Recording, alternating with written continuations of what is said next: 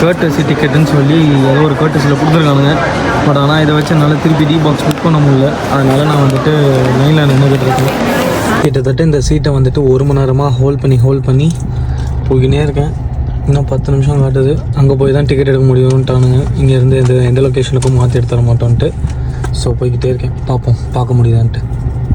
ஒரு வழியாக இங்கே வந்துட்டு வேறு ஒரு தேட்டரில் வந்துட்டு டிக்கெட் வாங்கிட்டேன். ஸோ இதாவது டிக்கெட் பார்க்க போகிறேன். பாய். இதுதான் வந்துட்டு நம்ம வந்து வைப்ரேஷன் எவ்வளோ லெவலில் இருக்கலாம் அப்படின்ட்டு சூஸ் பண்ணிக்கலாம். And sometimes Spider-Man has to do the hard thing, even if it breaks Peter Parker's heart. I'm just gonna be Spider-Man.